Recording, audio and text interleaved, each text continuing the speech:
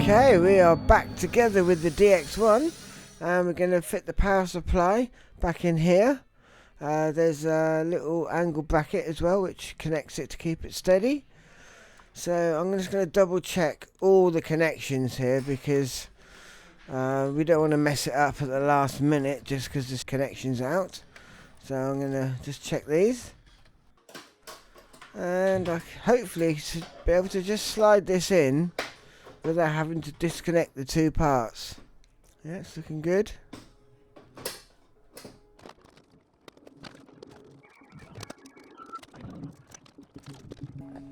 I just checked the power supply whilst this wasn't connected, just to make sure that everything was still running okay.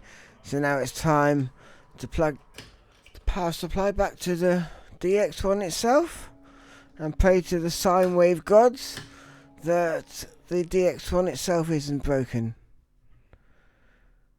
So another triple check. Can never be too careful. Right, so let's close her up. Just check this ribbon cable isn't gonna get caught.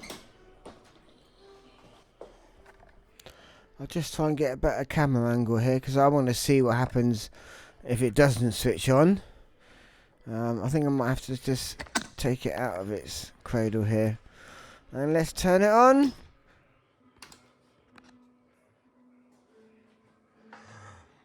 Wow.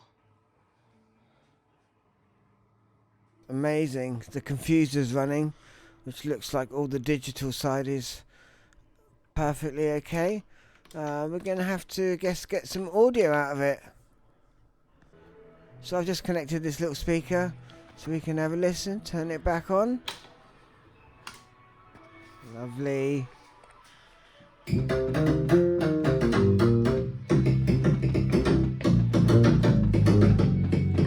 Brilliant. We have audio and pitch and everything. Looking really good. I can't complain about that. I forgot my cartridges, so I have to make another video. But that's not a bad thing. I can do a comparison between DX1 and my DX7. And we just checked this 5V rail, and as predicted, on load it is a bit lower now. So let's just tweak that back up to 5V.